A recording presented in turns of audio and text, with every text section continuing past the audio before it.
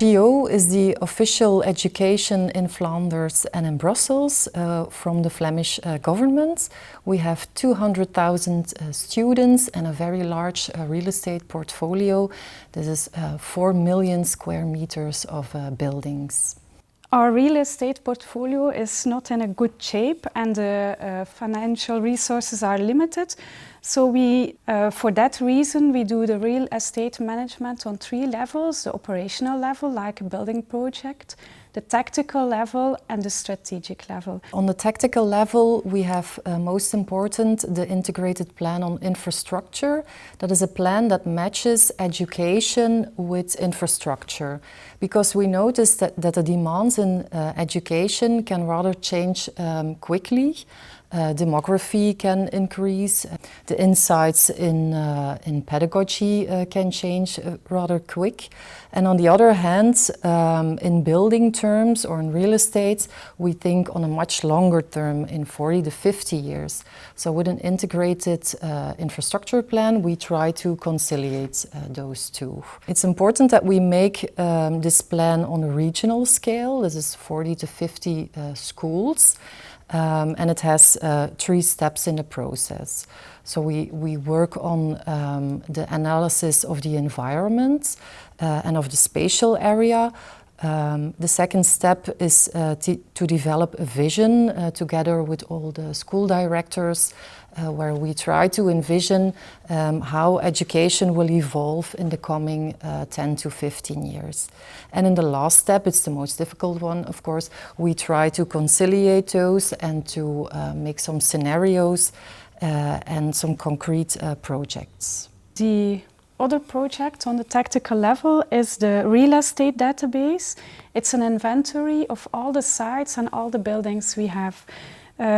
We put all the knowledge about our buildings and sites in this database, for instance, surfaces, plans, but also the condition of the buildings are in this database. The project to capture the state of the building parts is quite unique. We did it in 9 months. We captured the condition of all the roof, the windows, the restrooms, the facades and the heating installations of every of these 3,700 buildings. And with that, we are the only real estate owner in education in Flanders who has this knowledge on his building stock. Also the integrated plans where we make the combination of the pedagogical needs and the infrastructure are unique. What can we do with these instruments? We can derive from our data when the building environment is compromising the educational assignment. And one of the examples there is the project in Zottegem. So there we detected that the building is too small for the large amount of pupils.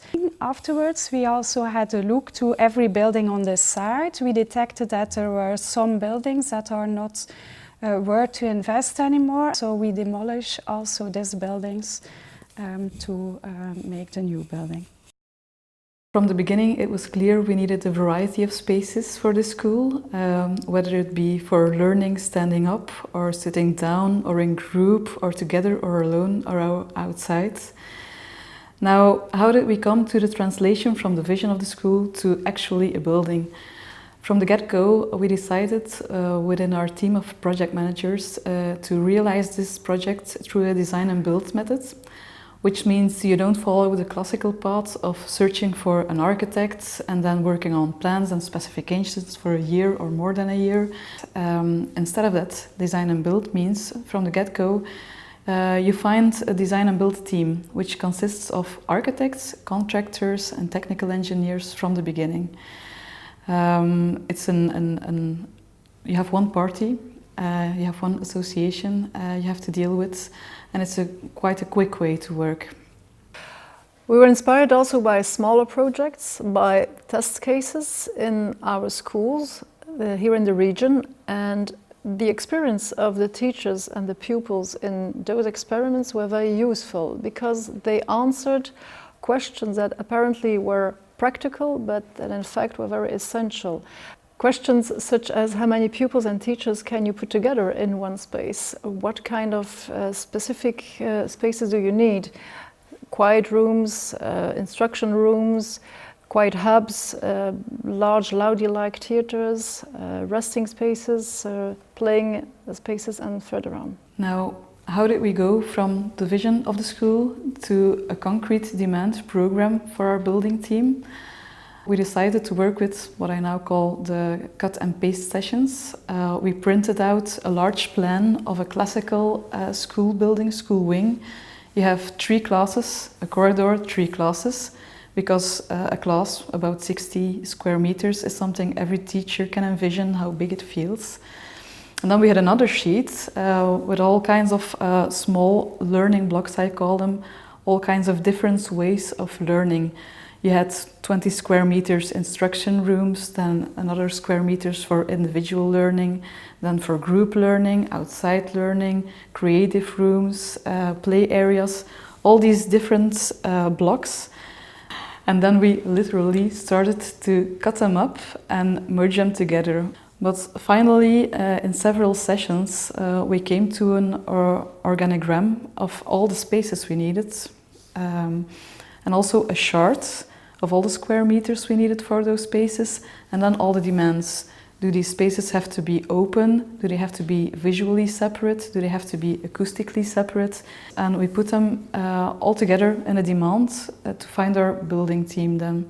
And then we started to work with them.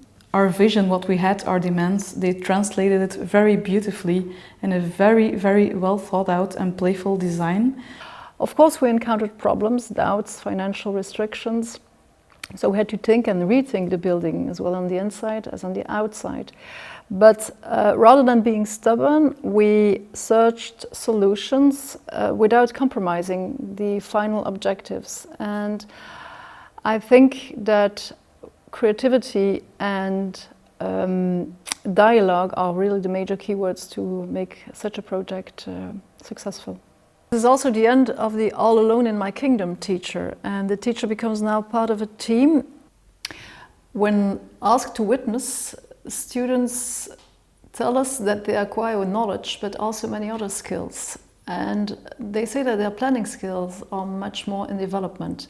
And freed from the obligation to sit and to listen, they like the variety of the techniques that are used to teach them.